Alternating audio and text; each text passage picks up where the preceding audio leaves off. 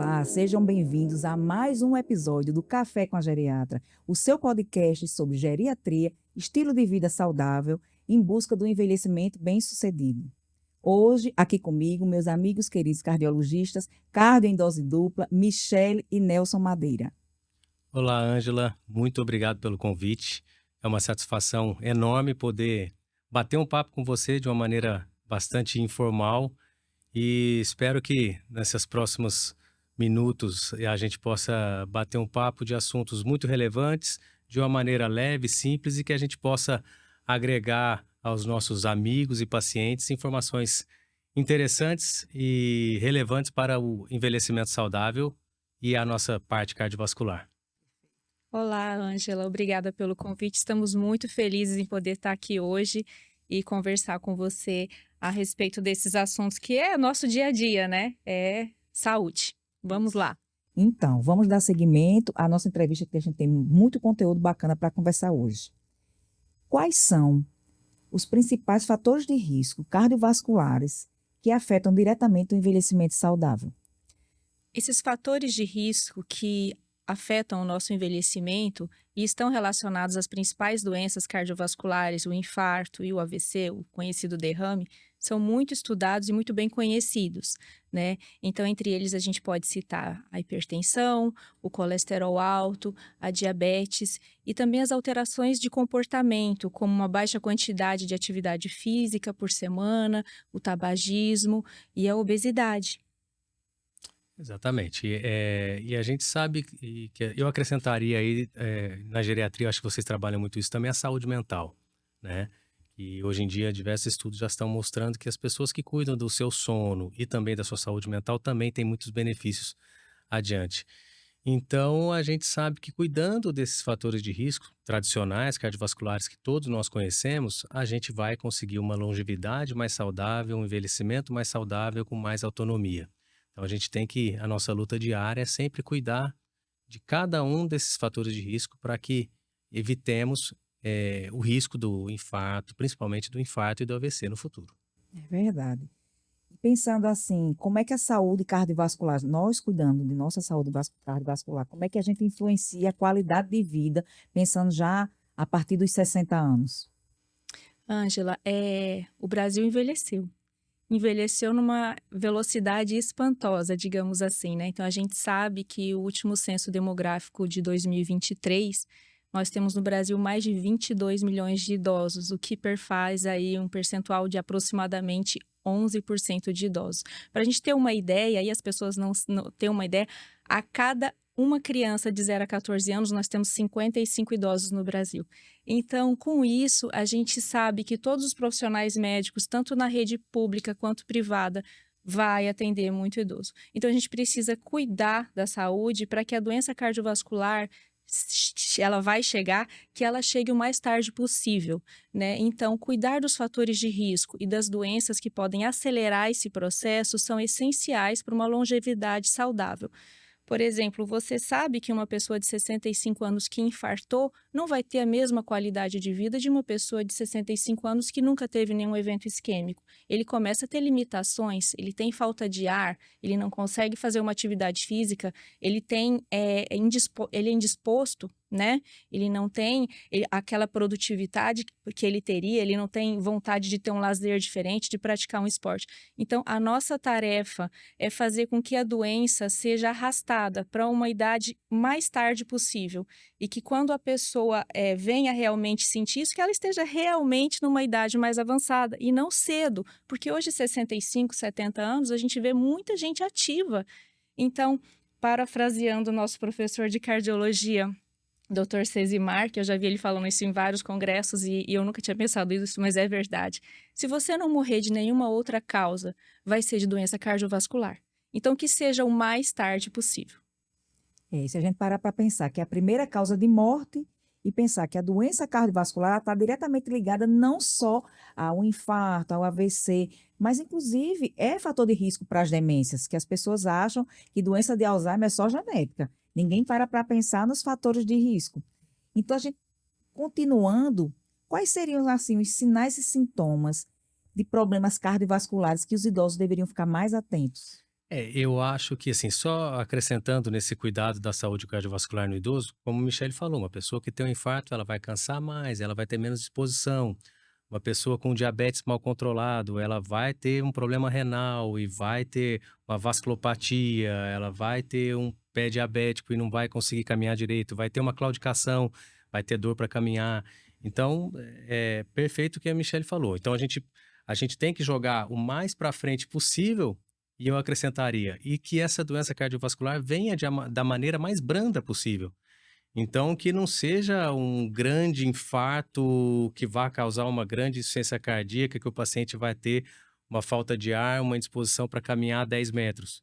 Se a gente conseguir atrasar e abrandar, vamos dizer assim, essa doença aterosclerótica, que o paciente tenha uma doença isquêmica mais leve, vamos dizer assim, e que o tratamento seja mais tranquilo e que dê menos sequela no miocárdio e que o AVC não dê tanta sequela para atrapalhar essa maior mortalidade do paciente. Continuando e pegando o gancho da pergunta que você fez, quais são esses sinais e sintomas que a gente deve se preocupar? No paciente idoso, a gente sabe que em algumas situações o paciente idoso tem o quadro sintomático um pouco insidioso, um pouco arrastado, então é atípico, né? Então é uma população que a gente sempre tem que ter um cuidado especial. E também, pegando o gancho do que Michele falou, na cardiologia é impossível não atendermos muitos idosos. A gente atende no nosso consultório, grande parte dos nossos pacientes são idosos. Então, a gente trabalha muito junto com vocês e a gente tem que estar atento a isso. Então, a gente tem que estar atento a pacientes com dispneia, com cansaço, a esforços cada vez menores. O paciente fazia uma caminhada de 15, 20 minutos todo dia e não sentia nada. Nos últimos 3 meses, 10 minutos ele já está mais cansado. Tem que chamar nossa atenção.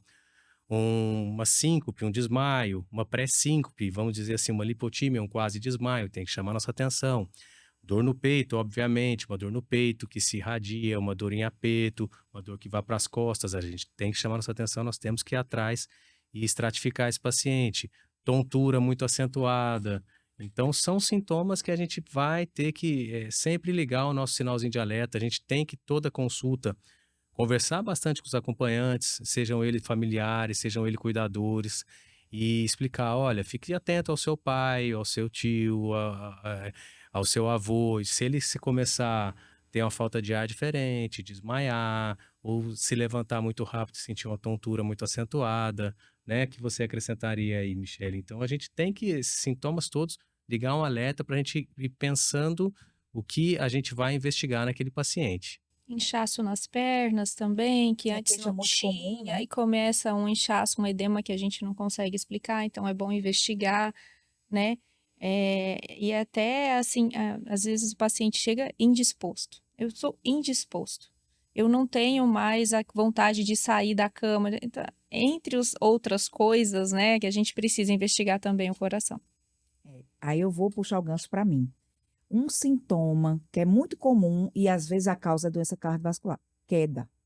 Quando a gente avalia a funcionalidade, a gente vê perda de função, que as pessoas pensam que logo vai para a parte neurodegenerativa, mas às vezes está perdendo perda de função, está tendo perda de função por causa disso. Eu tinha uma pacientinha, não tenho, que ela já está conosco, caidora, né? A gente investiga o motivo das quedas, e grande motivo que eu vejo é simplesmente lipotímia, porque como não tem síncope, não fica inconsciente, né? E aí a gente vai investigar as causas. Primeiro, a gente cria o Holter para avaliar. Eu tenho uma paciente que fazia bradicardia. Faz o, Bradicardia, faz o síntoma. baixo fluxo cerebral e faz a lipotímia. Isso e aquilo, se não resolver uma hora, ela vai sincopa. Aí, E a síncope tem um problema cardiovascular e às vezes a própria queda. Quantos pacientes a gente não recebe no pronto-socorro TCE? Chega lá com um baita TCE porque teve a queda e caiu no banheiro. Então, o paciente idoso é um paciente que tem todos os seus pormenores e a gente tem que ter muito cuidado. Porque muitas vezes, Ângelo, que eu vejo às vezes colegas pecarem por assim, às vezes a gente sempre vai jogar naquele quadro, é da idade, normalizar. é da Eu ansiedade, digo, é não normalizar o pode processo de envelhecimento. não pode normalizar, é um quadro depressivo que está começando, isso é normal, ele está cansado. Então, a gente tem que dar atenção e a gente tem que olhar, fazer o exame físico bem feito, fazer todas as provas, e olhar bem o eletro, olhar bem os exames, ver realmente, como você falou desse paciente da bradicardia, que é muito comum no idoso, né? seja ele por uma doença do nosso sinusal do paciente, seja ele medicamentoso. Eu acho que mais tarde nós vamos falar da polifarmácia. Sim. Então, será que a gente está olhando, porque aquele paciente chega lá com 12, 15 medicações, será que a gente está olhando com atenção, ver se todas aquelas medicações são necessárias, ver se não está ocorrendo nenhuma associação medicamentosa É. que está causando essa bradicardia, ou essa hipotensão, entre outras coisas.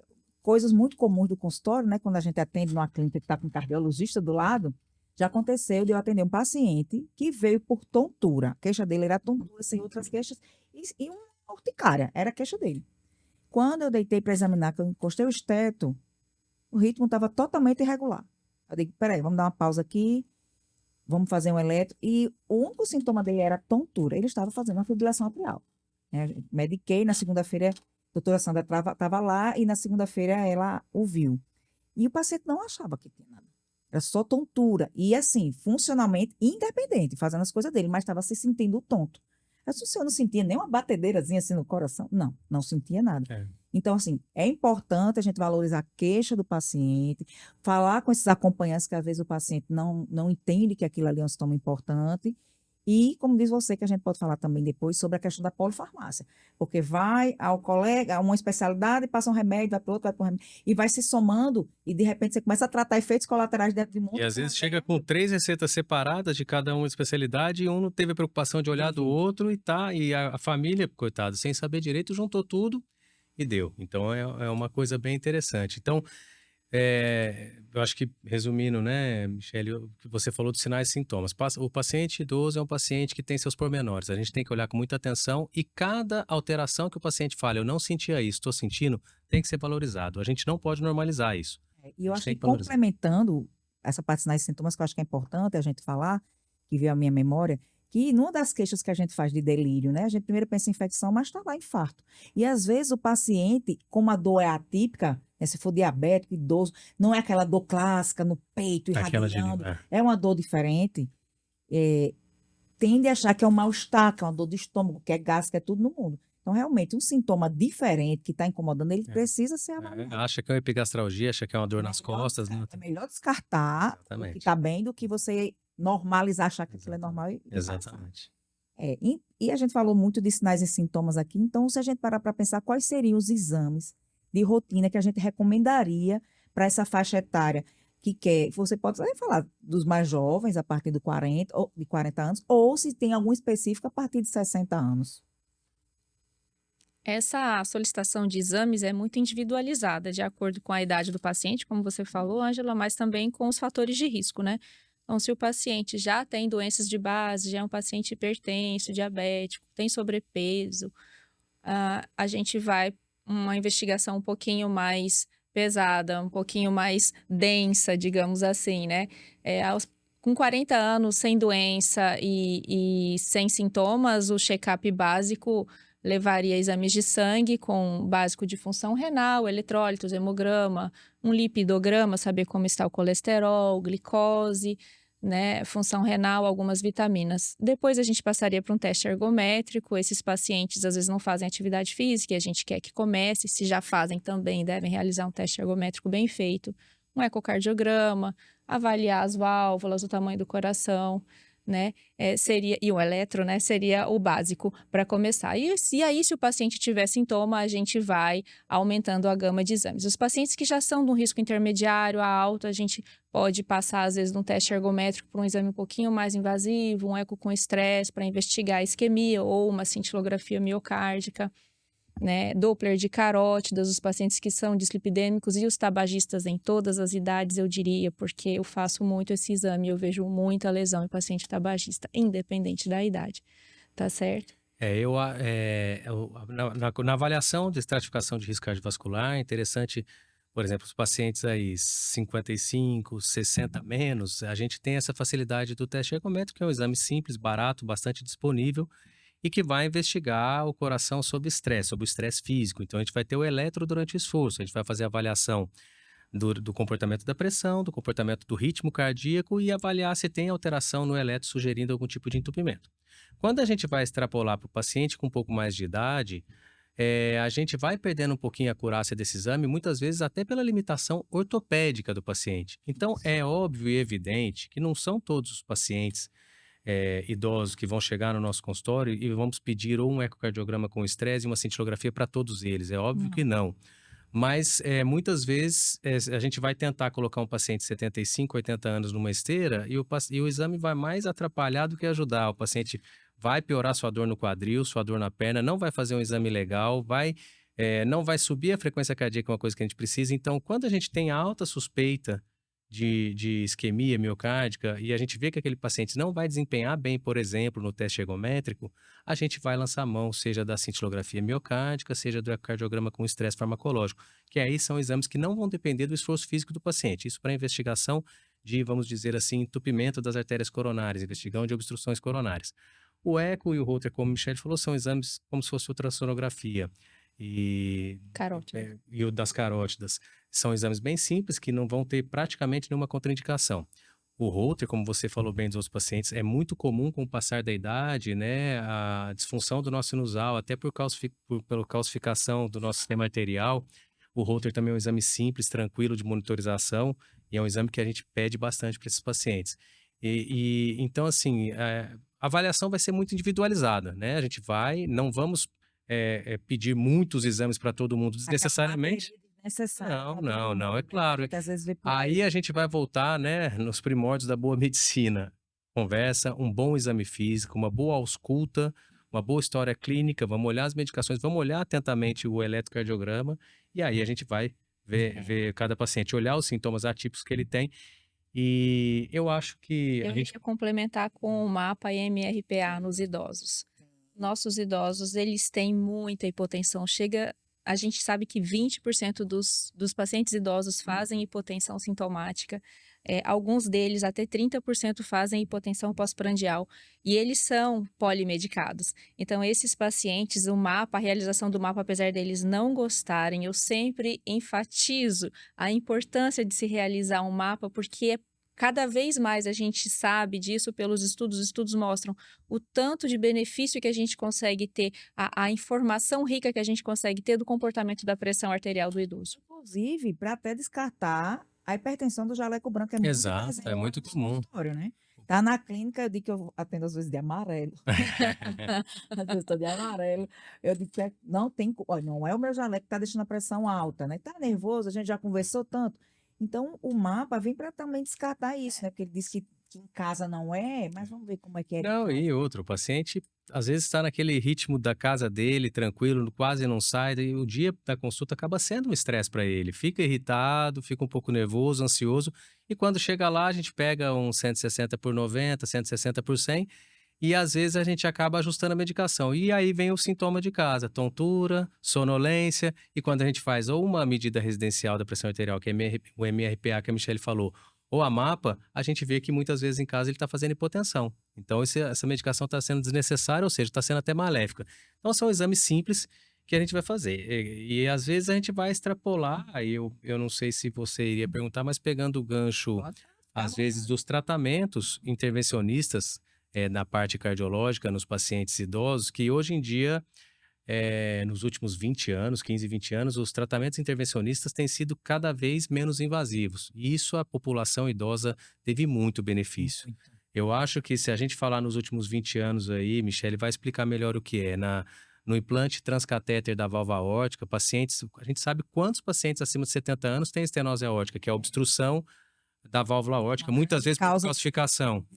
E antigamente, principais, a tríade, né, a tríade maligna da estenose aórtica, que é síncope, dispneia e dor torácica e angina. Então, quantos pacientes ali com 75, 80 anos, que antes o tratamento seria só cirurgia convencional aberta, hoje em dia faz por cateterismo, né, por tratamento percutâneo da válvula aórtica. Lotado, Ângela. E aí explica pra gente, Michele, como que é a TAV e a gente pode falar dos outros tratamentos menos invasivos que a gente tem hoje em dia, que é a população idosa, e os resultados são maravilhosos. Final de semana eu estava de sobreaviso e em um final de semana, eu fiz 8 pacientes com estenose aórtica que estavam internados para tratamento. Então, assim, eu me assustei com o número. Os pacientes estão envelhecendo. 8. No final de semana, No final de semana. hospital, né? Então, assim, os pacientes estão envelhecendo e as estenoses valvares aórticas estão sendo diagnosticadas, esses pacientes estão sendo tratados, seja por cirurgia convencional ou com a cirurgia percutânea, que Nelson estava comentando agora, que tem um resultado sensacional, porque a recuperação do paciente é muito rápido. Imagina que ele opera num dia e depois de 2 ou 3 dias ele está em casa, É. sem cortes, né? Então, assim, ele consegue viver bem por muitos anos ainda. Né? E às vezes ele estava limitado, às vezes ele nem sabia que ele estava limitado, mas ele já não fazia suas coisas porque ele sentia cansaço, ou deixava de ir porque estava cansado, e aí faz a cirurgia e volta. Normaliza a É, velhice. exatamente. Ah, não, ele tá com dor no peito e falta de ar por causa da estenose aórtica. Ah, mas nós não vamos operar, né? Já tem 78, 80 anos, vai Não operar. vão rachar o Vamos. peito E dele, aí, né? Como eles espera. dizem. Hoje em dia, a gente faz esse tratamento da TAV, do implante transcatéter da válvula aórtica. O paciente, às vezes, passa 2, 3 dias no hospital, sem cortes, como a Michele falou, por punção. E o paciente, a válvula abre. No que a válvula abriu e o sangue... Outro dia ele Outro dia, o paciente é outro. Ele não sente mais aquele sintoma e ganha ali 10, 15 anos de é uma boa felicidade no qualidade. rostinho deles, Ângela. Olha, e hoje, quando vem para a consulta, né, que a gente faz toda aquela avaliação, eu tenho um item na minha anamnese que eu boto assim, equipe multiprofissional. Todos os colegas, se ele tem outros especialistas que acompanham, se faz algumas terapias, físio, fono, enfim. E, às vezes, está um bom tempo sem ir ao cardiologista ou está sem cardiologista. A gente vai encaminhar, que precisa sim de uma avaliação. É igual como o Filipão. O Filipão disse, a partir dos 40 anos já dosou sua creatinina. Aí eu disse, tá vendo? Tem que ter um acompanhamento, eu digo, hipertenso e diabético. Já está com DRC, estágio 3, né, doença renal crônica, precisa que sempre o nefrologista veja, e ainda mais o cardiologista. Aí o que é que acontece? A gente pede os exames básicos para aquele paciente e para já ajudar o colega para fazer a avaliação inicial. Né? Não é todo paciente que a gente vê individualmente, mas a gente realmente tem encontrado. Estenose aórtica, eu desenho lá para eles entenderem o que É muito. Olha, entenda que você tem um espaçozinho para passar aqui o seu sangue. E esse espaçozinho está bem estreito. O sofrimento desse coração, Para ficando conseguir lá mais bombear. musculoso para conseguir bombear. Então, por isso chega pouco sangue no cérebro, você desmaia, o peito dói, né? E por aí vai. E olha só que avanço na medicina, a gente não necessariamente está saindo abrindo o peito de todo mundo, né? Exatamente. Esse é apenas um deles, né? Até as próprias cirurgia cardíaca de revascularização, hoje em dia já tem a técnica minimamente invasiva. Então, assim, as técnicas estão avançando cada vez mais e uma das populações mais beneficiadas, que eu acho muito legal isso, é a população idosa. É muito interessante. Eu sei que você, eu digo você porque foi ele que me indicou o livro, é um entusiasta dos pilares do estilo de vida saudável, né? Que a gente tem que pensar, quanto mais cedo a gente puder se cuidar para ter um envelhecimento bem-sucedido. Nós estamos lendo um livro em comum, você já terminou, ainda estou durante o meu. Então, eu queria que vocês falassem um pouquinho para mim sobre a importância, que eu digo que é uma casadinha. Não existe saúde cardiovascular se não houver também alimentação saudável e atividade física. O que é que vocês poderiam falar? O livro que você citou chama Outlive, né, do Peter Attia, que é um americano que ele foi cirurgião oncológico, né, e depois ele se encantou pela medicina da longevidade bem feita, através de bons hábitos e de uma investigação profunda até da parte genética dos pacientes para, já na meia-idade, pensar na longevidade saudável e tentando prever 15, 20, 25 anos, tanto a doença aterosclerótica como até as neurodegenerativas. Ele tem algumas teorias dele, é um livro muito interessante. Isso eu acho que hoje em dia, graças a Deus, a informação chega cada vez mais fácil para muita gente. E quem sabe aproveitar bem essas informações está se beneficiando demais, né, Ângela? Então, assim, não tem como discutir. E todo mundo já sabe que a pessoa que com 5... Eu falo muito para meus pacientes, olha, às vezes chega um paciente de 38, 40 anos com colesterol alto, que eu já tentei modificação no estilo de vida, através de exercício físico, através de alimentação, ele fez por um período, conseguiu baixar o colesterol, mas ele voltou 80% do ano dele, ele está com hábitos ruins. Então, ele só faz hábitos bons para baixar o exame e chegar no consultório. Enfim, chega naquele ponto que a gente vai precisar da medicação nesse paciente 38, 40, 42 anos, e é difícil convencer esse paciente que ele vai precisar, por exemplo, tomar um remédio para colesterol. Então, o que eu tento fazer esse paciente entender é que eu não estou evitando o infarto ou o AVC, às vezes, no José de 42 anos. Eu estou evitando o infarto ou AVC no José de 55, 60 anos. Então, o que eu tento fazer o paciente entender é que a alimentação adequada, com bons hábitos, né? Eu costumo falar, a Michele costuma falar, a gente tem que orientar os pacientes a descascar mais e desembrulhar menos. É muito simples. Ah, eu não tenho dinheiro para. É muito caro. Não, é fruta, verdura, legume, carne magra, salada, comer nos horários corretos, é a quantidade correta. Então é difícil na primeira semana, no primeiro mês, mas daqui a pouco você vai ver o benefício disso num sono melhor, numa disposição melhor. Consequentemente, vai baixar um pouquinho o peso, vai conseguir fazer mais exercício. A partir daí, vai entrar no automático, eu costumo dizer. Então, eu tento mostrar para eles, voltando ao que eu estava falando, que eu estou evitando o infarto, o AVC do José de 55, 58, 60 anos, que é um jovem hoje em dia. Isso. Hoje em dia, uma pessoa de 60 anos para mim, um jovem, jovem, Eu jovem. digo que os 60 são os antigos 40. São os antigos 40, sem Né? dúvida Quando nenhuma. entra no consultório e fala assim, é um garoto, É. né? 60 anos.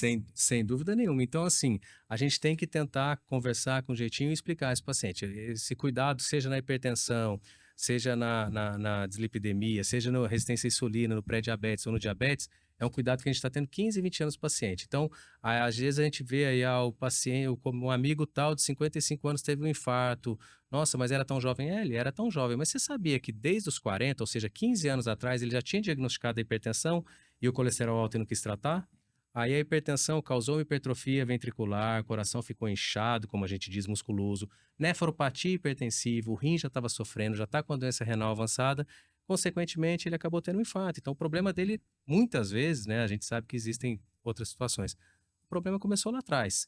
Então, hábitos saudáveis, boa alimentação, atividade física é remédio, a gente costuma falar também. É claro que tem os fatores genéticos aí envolvidos também, que às vezes interferem e aceleram o processo da doença aterosclerótica. Mas eu queria acrescentar o que o Nelson está dizendo, é que, na verdade, a gente sabe também que não existe a idade.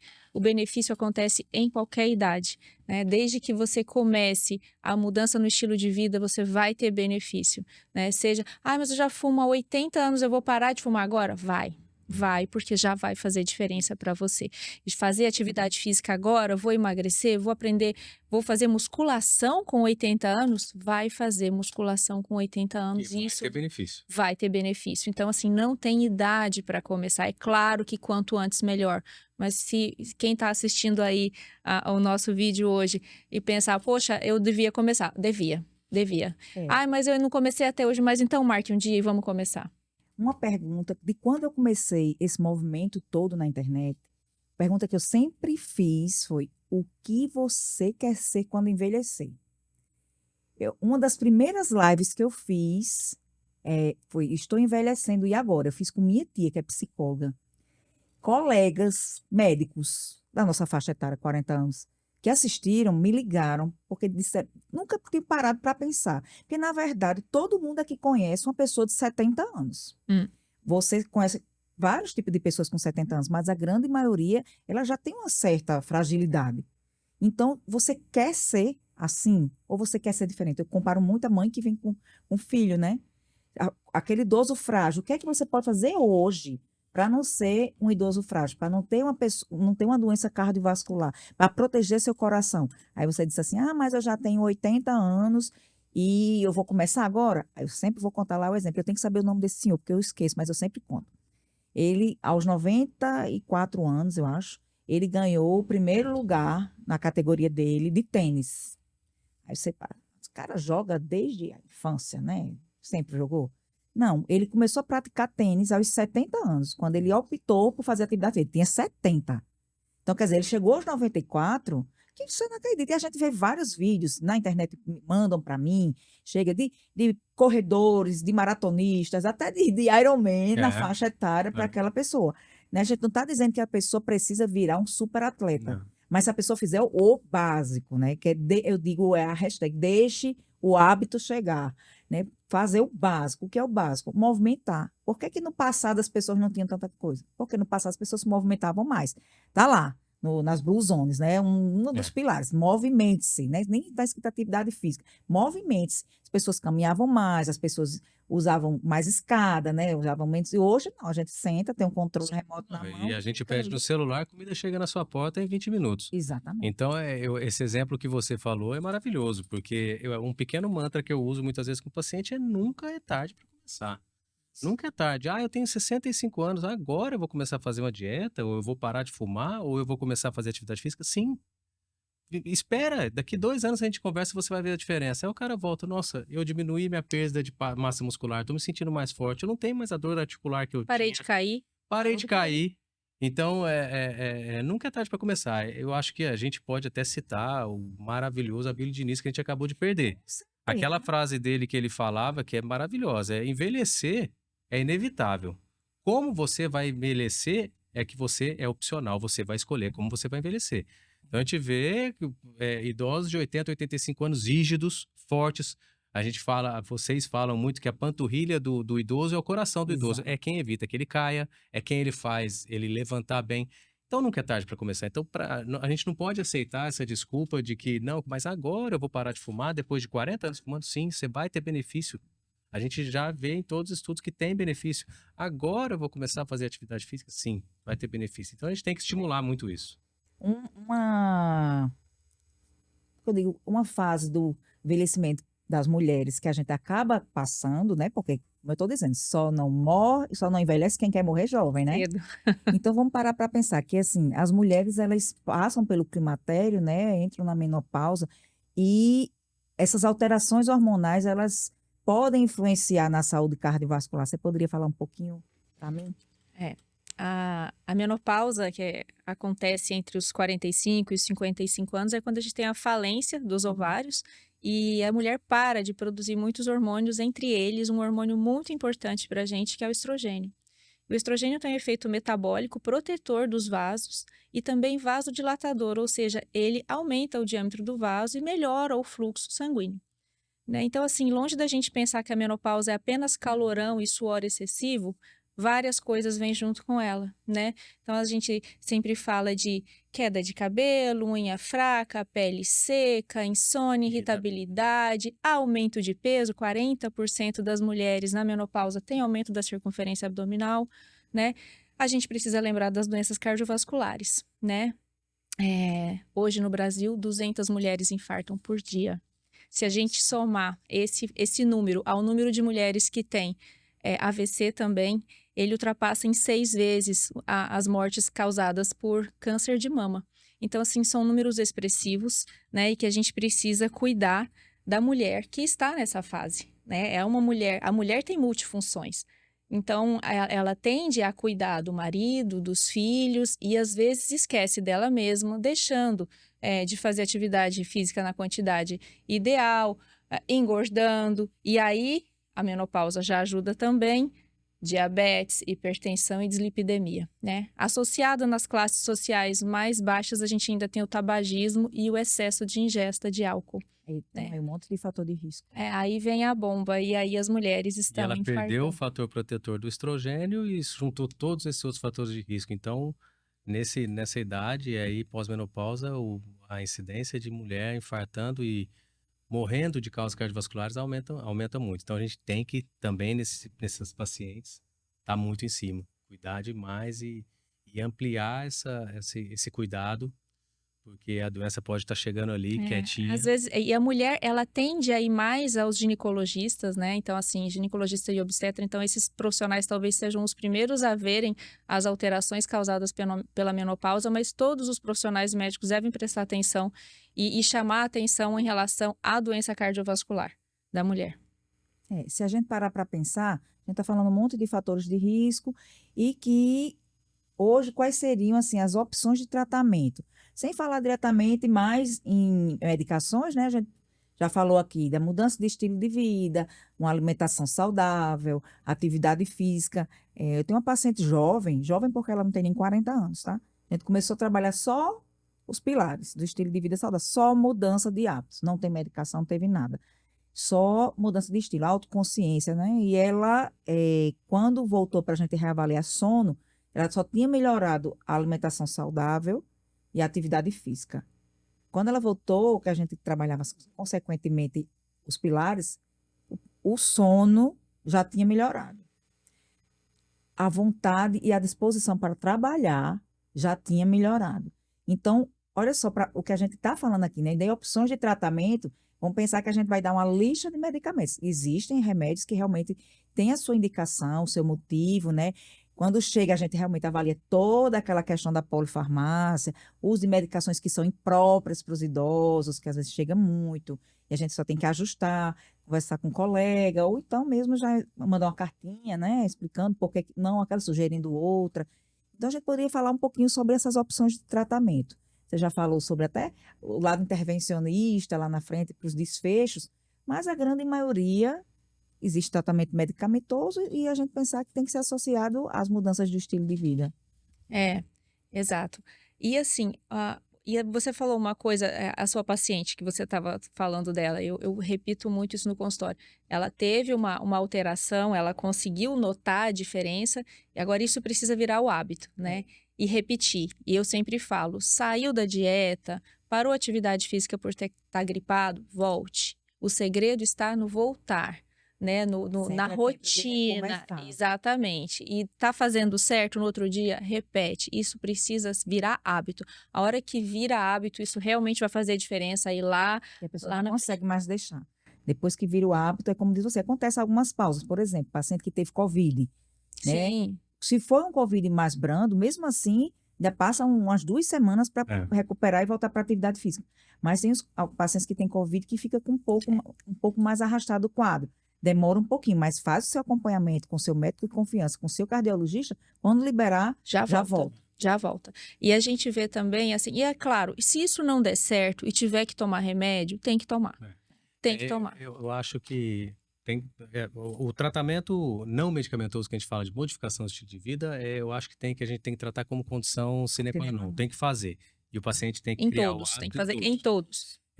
Falando um pouquinho do que você perguntou a respeito do tratamento medicamentoso, com certeza a gente vai acabar caindo nisso, né? E também, como a gente está falando desde o início, a gente vai pensar nas particularidades do idoso. Então vamos lá. Vamos começar pela hipertensão, né? A gente falando pela hipertensão.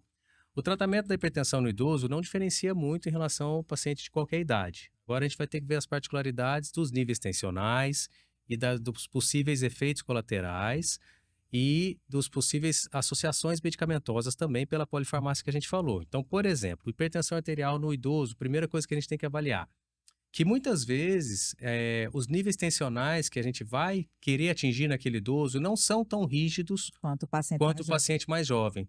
Então, anteriormente, existiam alguns estudos que falavam, não, é seguro ter um controle mais rígido da pressão nesses pacientes, a gente diminuiu o desfecho de insuficiência cardíaca e doença coronariana aguda. Tudo bem, mas quando a gente foi ver, a gente aumentou muito o índice de quedas e muito doença renal crônica, pela, às vezes, hipotensão que isso causava. Aí, mais recentemente, hoje em dia se convencionou que o idoso não frágil, a gente vai aproximadamente manter no rígido a pressão sistólica 130, 139 e a diastólica 70, 79. No idoso frágil, a gente vai afrouxar um pouquinho isso, às vezes segurando até a sistólica 140, 149 e a diastólica 70, 79. Uma particularidade do idoso, da pressão arterial no idoso, que a gente vai perceber no nosso consultório, eu acho que antes da gente falar o tratamento, é legal da gente falar, que pela rigidez arterial que o paciente vai desenvolvendo com o passar da idade, a pressão sistólica ela costuma ir aumentando com o passar da idade e continua até a idade mais avançada. A pressão diastólica ela costuma aumentar até os 50 anos, entre os 50 e 60 anos, ela se mantém estável e a partir dos 60 anos a pressão diastólica costuma diminuir um pouco. Então é comum a gente encontrar aquela pressão arterial divergente que a gente fala, às vezes, 140 por 50, no idoso isso é comum, é pela rigidez arterial. Então, inclusive, a gente tem que tomar cuidado até na aferição da pressão, né? Então, aí no tratamento medicamentoso, depois de falar dessas particularidades do idoso, o tratamento inicial do idoso a gente costuma iniciar ou uma monoterapia ou até uma combinação de drogas em dose baixa. E eu costumo dizer, e as diretrizes dizem isso, a gente tem que esperar pelo menos 2 semanas para fazer um novo ajuste. A gente tem que ter cautela para tomar cuidado principalmente com a hipotensão no paciente, que vai causar muitas vezes queda, sonolência, o paciente vai ficar A torporoso. gente prefere começar uma dosezinha mais baixa, mas que às vezes o paciente não chegue meta que a gente gostaria, mas que ele não passe mal por hipotensão. E aí o paciente fica ansioso. Nessas 2 semanas ali, eles ficam ansiosos, por quê? Porque tem muita oscilação. E é normal, a gente precisa esperar esse tempo para só então avaliar, mas eles ficam bem ansiosos. Falam, não, ontem estava baixa, eles começam a anotar, agora está alta. E ela oscila o tempo todo. E É, dentro das classes de medicações, Ângela, vamos lá. Na monoterapia inicial é bastante seguro. Os inibidores do sistema renina-angiotensina-aldosterona, que são os bloqueadores receptores de angiotensina, ou os IECAs, inibidores da enzima conversora de angiotensina, podem ser usados, né? Excluídas as devidas contraindicações em qualquer idade. Os bloqueadores canal de cálcio são excelentes medicações para os pacientes idosos, tomando cuidado, às vezes a amlodipina causa um pouquinho de edema perimaleolar, mas hoje em dia já tem moléculas novas, como a levanlodipina, que causam muito menos esses edemas perimaleolares. Os diuréticos tiazídicos são medicações seguras para eles, às vezes a gente vai tomar cuidado com o paciente que pode desenvolver aumento do ácido úrico, ou cuidado se o paciente for muito sensível a diurético, para cuidar para não desidratar, né, e causar uma desidratação no paciente que às vezes já bebe pouca água, então o diurético a gente toma um pouquinho de cuidado também, mas os tiazídicos não são contraindicados. Uma medicação que a gente costuma ter um pouco de cuidado são os beta-bloqueadores, né? Os beta-bloqueadores a gente tem que tomar um pouco de cuidado pela bradicardia, que às vezes o paciente já está desenvolvendo. No caso da geriatria, é interessante a gente tomar muito cuidado da associação dos beta-bloqueadores com os inibidores da acetilcolinesterase, como, por exemplo, a donepezila, né? Você pode falar bastante para a gente disso, porque às vezes a associação dos dois causa uma bradicardia ainda mais intensa e às vezes o paciente vai causar um hipofluxo cerebral e ter uma síncope por isso. Por isso que a gente sempre tem que avaliar, tem um eletro basal para começar esses remédios que você falou, que são as medicações próprias para o Alzheimer, né? Então, é muito comum. Então, o que é que acontece? A gente faz um eletro basal para saber. Eu tenho uma paciente, inclusive faz uns 15 dias que eu a vi, eu não posso medicar. Essa paciente caidora. A frequência cardíaca dela basal é 49,50. E é uma bradicardia sinusal. Eu não posso nem. Eu fico ali monitorando para ver se ela não vai precisar já de outro tratamento. Mas eu não consigo fazer a medicação. Porque o risco de aumentar as quedas, de piorar a arritmia que a gente chama, né? Que a bradicardia, a baixa frequência cardíaca, é maior. Então, realmente, o paciente idoso, ele tem metas diferentes, né? Não precisa ser metas. A gente explica a eles, mas doutora, a pressão está 15/6. Aí, porque não vamos medicar, eu explico que a mínima vai fazer com que o paciente possa desmaiar, possa fazer uma lipotímia, possa cair. Então, é muito comum, às vezes, principalmente aquele paciente mais frágil, que perdeu peso, tomava aquele monte de medicação, aí vem para o consultório muito sonolento. A queixa era muito, muito, muito sonolenta. Aí, quando você vai olhar, a pressão no consultório estava 8/5, que não era o normal dessa paciente, eu acompanho há 10 anos. E eu tirei uma das medicações, a família fica muito com medo, né? Vai tirar um remédio do coração. Mas os meus pacientes que já são mais antigos entendem que cada avaliação a gente tem sim ver a necessidade da prescrição e a desprescrição. Pois o paciente não precisou de nenhum antidepressivo, de nada, era simplesmente hipotensão. Acordou, a paciente acordou. Só porque você tirou um remédio da pressão. Então, assim, existe uma gama de medicamentos para hipertensão, para as doenças cardiovasculares, mas que a gente tem que ficar atento, você falou super bem aí, da faixa etária do paciente, das comorbidades do paciente, da funcionalidade do das paciente. metas, Né? Para você outra coisa do beta-bloqueador que a gente tem que ver também, muito comum, às vezes, paciente idoso com DPOC e asma, né? Então, a gente vai ter o cuidado. Não, ele tem DPOC e asma, mas por que eu vou dar beta-bloqueador? Porque, às vezes, é um paciente que tem insuficiência cardíaca ou já teve, ou tem coronariopatia, precisa do beta-bloqueador. Aí eu vou escolher pelo beta-bloqueador mais cardioseletivo. Então, tem muitas particularidades. Só complementando em relação ao tratamento da hipertensão, nesse caso até não medicamentoso, nas modificações que a gente orienta do paciente estilo de vida, na dieta hipossódica, né? O paciente idoso também tem que ser orientado a ter uma dieta hipossódica e a resposta é muito boa, porque eles são muito sal sensíveis. Isso. Então, respondem muito bem. Ao mesmo tempo, a gente tem que tomar cuidado para não exagerar, porque esse paciente pode acontecer dele ter hiponatremia, uma queda acentuada do sódio, e outras vezes a comida se tornar menos apetitosa. Ele tem uma perda de apetite e às vezes leva a uma desnutrição. Então, o tratamento do paciente idoso tem que ser muito, muito pensado e muito balanceado. Bem acompanhado. Bem acompanhado. Né? Porque às vezes veio para o cardiologista, quanto foi você foi a última vez? Há 3 anos. Né? Às vezes, e vem a primeira consulta do geriatra, eu digo que vem numa fase para reabilitar. Quando chega com mais de 70 anos, cheio de comorbidades para a gente tentar arrumar a casa, né? Então, assim, hipertensão, ela está diretamente ligada ao envelhecimento, né? É uma doença que é muito comum no processo do envelhecimento. E falando desses fatores de risco aí, E o tratamento, por exemplo, do diabetes. Michele pode falar bem do tratamento de diabetes no idoso, né? A gente tem algumas medicações. Bom, tudo que é no idoso, a gente precisa começar com dose menor, é, né? Isso é uma premissa que a gente começa precisa. devagar e segue, né? Porque às vezes a pessoa começou devagar e E às vezes para. parou. Assusta e tira. Não, às vezes para de progredir. Um paciente vai tratar insuficiência cardíaca, você precisa chegar na dose tolerada, máxima tolerada. E às vezes a gente tem médico que para realmente. Mas em relação às medicações para diabetes, a gente tem novas medicações hoje que tratam não só diabetes, mas insuficiência cardíaca, que são os inibidores do SGLT2, né? Que devem ser usados com cautela nos idosos, pois eles são uma medicação que estimulam a diurese, né? Eles são hiperosmolares e estimulam a diurese. Então, a gente tem que tomar cuidado com o paciente. Às vezes, ele tem um quadro de gastroenterite, diarreia, e que, junto com essa medicação, faz com que ele fique com uma volemia baixa e desmaie, passe mal, né? Então, tem que tomar cuidado disso. Essas medicações também, elas estimulam a perda de glicose pela urina, então isso aumenta a chance de infecções urinárias, né? Balonopostite, isso, vulvovaginite. Orientar a higiene, né? Higiene local e qualquer sintoma de infecção. E aí a gente sabe que os idosos, quando tem alguma infecção, muitas vezes não tem febre, né? Eles apresentam apenas uma queda do estado geral, uma sonolência, e precisa estar, o cuidador, o familiar precisa estar ligado nisso. Você falou, a gente sempre orienta, e às vezes tem paciente que não tolera.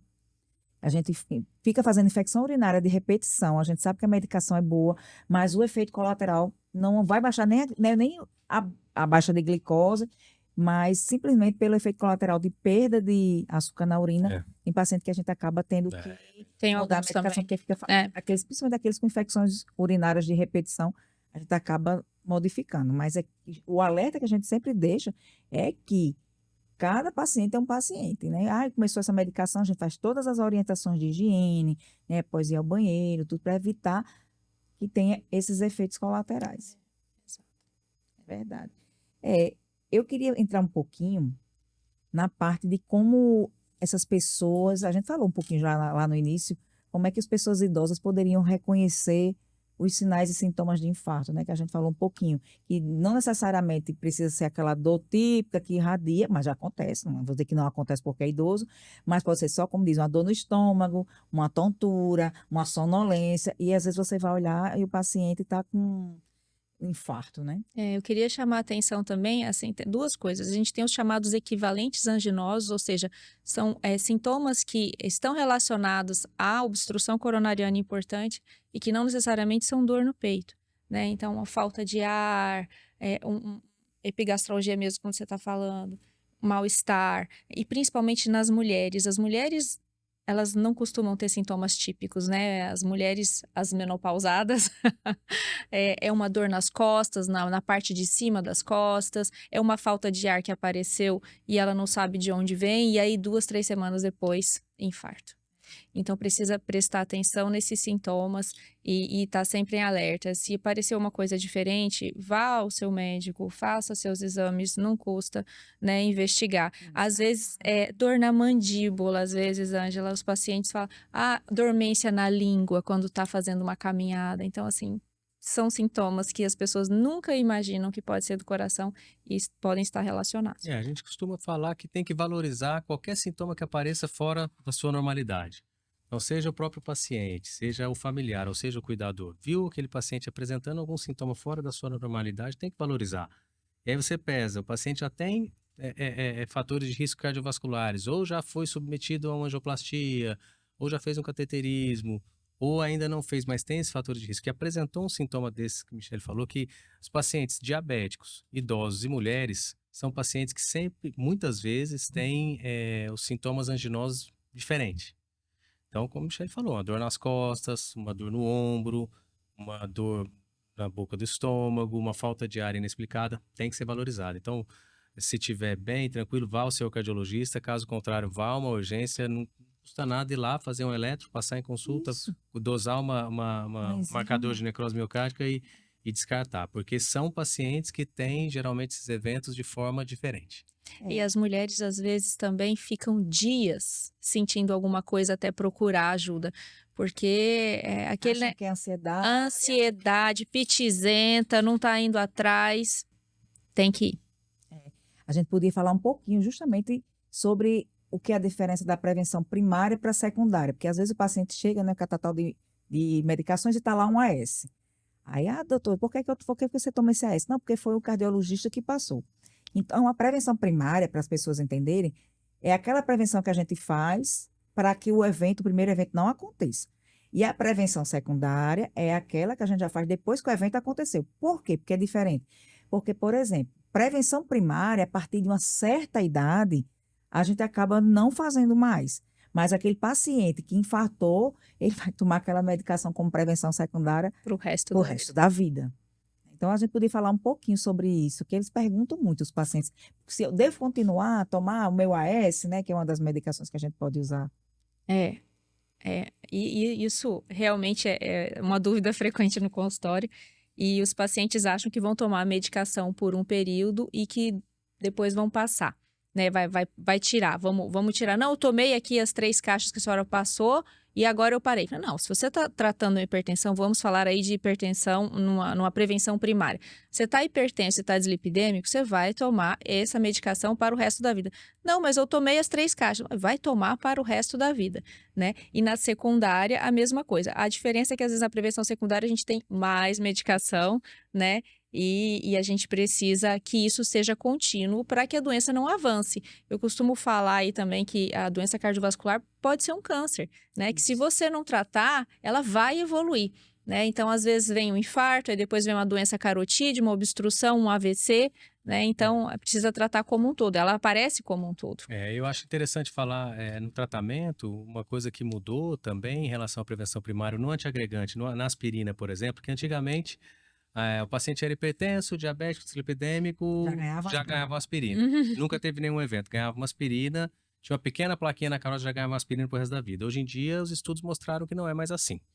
No caso do antiagregante plaquetário, da aspirina, geralmente é uma medicação que vai entrar de forma definitiva na prevenção secundária. No caso da ateromatose carotídea, hoje em dia estão reestudando que, às vezes, dependendo do grau de obstrução das placas, da localização, da característica da capa da placa, às vezes entra com antiagregante também. Mas muitas vezes placas menores, mais inocentes, nem às vezes não entra com antiagregante. A estatina, sim. A estatina é uma medicação maravilhosa, que tem isso grande efeito tanto na prevenção primária como na secundária. Então, é basicamente isso. E as medicações da hipertensão, como o Michele falou, então é entender isso. A prevenção primária, a gente está prevenindo que esse evento aconteça e muitas das medicações são definitivas. Na secundária, mais ainda, muitas dessas medicações vão ser o resto da vida.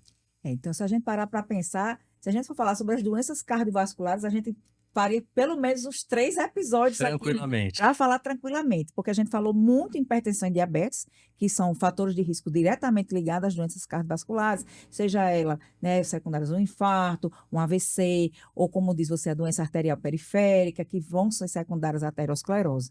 Então, hoje, eu assim, estou muito satisfeita com tudo que a gente conversou e ficou com gostinho de quero mais, de a gente fazer, de repente, uma parte 2, para a gente conscientizar as pessoas que a prevenção das doenças cardiovasculares, primeiro, está em modificar. Primeiro, ter a autoconsciência, que é o que eu falo, e do que você realmente precisa, porque não adianta você impor se o paciente não está com aquela consciência que ele vai mudar.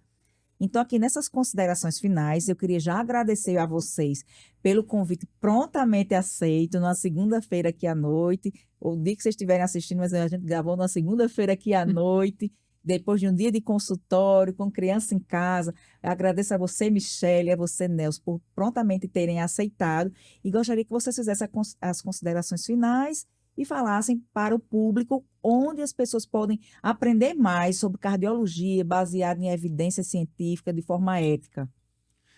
Ângela, em primeiro lugar, é uma grande honra e com certeza o convite foi prontamente aceito e muito esperado. Você é uma pessoa que a gente admira bastante, tanto a sua prática clínica como a maneira que você se porta nas redes sociais, que é a nossa maneira, né? Então, assim, muito obrigado pelo convite, foi maravilhoso. Como você falou, a gente poderia ficar mais 2 horas falando aqui. Vamos falar, não faltou falar de apneia obstrutiva do sono, de arritmias, Ficar de para parte coagulação, vai 2. ficar para parte Me 2. cobrem Eu aí tô essa querendo, parte eu tô 2. querendo falar mais aqui, ela não deixa. Eu queria falar de anticoagulação, de arritmia, de apneia do sono. A gente fica até amanhã aqui. Então, eu agradeço demais o convite, foi uma honra, foi muito legal, foi um papo super natural, super gostoso. Então, assim, duas coisas. Em relação à nossa... Eu atendo na Natalcor, na maravilhosa Natalcor, que é minha família. Faço consultório lá, faço ecocardiograma e é uma clínica maravilhosa, tenho excelentes e maravilhosos sócios, amigos lá. Nós temos o Instagram e o YouTube, @cardio em dose dupla, onde eu acho muito interessante, Ângela, a gente estava conversando antes aqui em off, qual é o nosso objetivo com as redes sociais, né? Às vezes amigos e até pacientes já me perguntaram, Nelson, o que você deseja atingir com isso? Eu acho que, em primeiro lugar, é conversar com o paciente. Perfeito. Honestamente, é conversar com o paciente de uma maneira simples, direta e da maneira correta, baseada em ciência, mas não falando de uma maneira difícil, explicando o dia a dia da cardiologia e dos cuidados cardiológicos de uma maneira que ele entenda bem. Esse é o primeiro objetivo. Eu acho que o segundo objetivo, como a gente estava conversando também, né, desmistificar um pouco e lutar um pouco contra a desinformação, que a internet tem muitas coisas boas, mas eu acho que o lado ruim da internet é que deu voz para muitas pessoas falarem coisas erradas. E a gente sabe a força que as redes sociais têm, às vezes, do paciente ver uma desinformação que a gente está cansado de ver, não vou nem citar quais são essas informações, porque todo mundo sabe, e às vezes acreditar nisso e ir contra o nosso tratamento, que é o correto, que é o baseado em ciência, e o paciente às vezes está se prejudicando por isso. Então, esse é o nosso objetivo. Então, nos sigam lá no Instagram, @cardiodose-dupla, nos sigam no YouTube, Cardiodose-dupla também, que tem muita coisa legal por lá. Muito obrigado, pessoal. Obrigada, Ângela, pelo convite. Foi uma delícia o nosso papo. Eu gostei bastante. Que venham os E próximos. vem os próximos. Eu atendo na Centerprev, nós somos concorrentes. E eu gosto muito do trabalho que a gente está fazendo de informação aos pacientes. A gente pega as dúvidas que a gente vê no nosso dia a dia e gosta de tirar, e os pacientes retornam muito e dizendo que estão gostando e que está ajudando, né? Então, assim, isso é sensacional, porque como o Nelson disse, a desinformação atrapalha muito o nosso trabalho, e ali você está tentando passar a medicação e vem alguém e tira e passa uma mandinga, alguma coisa. Tá muito complicado e o trabalho é árduo, mas nós estamos aqui para fazê-lo e para poder promover saúde. Muito bem. Pois estamos finalizando hoje mais um episódio do Café com a Geriatra. Se você está vendo pelo YouTube, não esqueça de curtir, comentar e compartilhar com pessoas como você que gostam de informação correta e busca um envelhecimento bem-sucedido. Se você nos ouve pelo Spotify, também não esqueça de nos curtir e se inscrever para que o nosso conteúdo chegue a mais pessoas. Obrigada.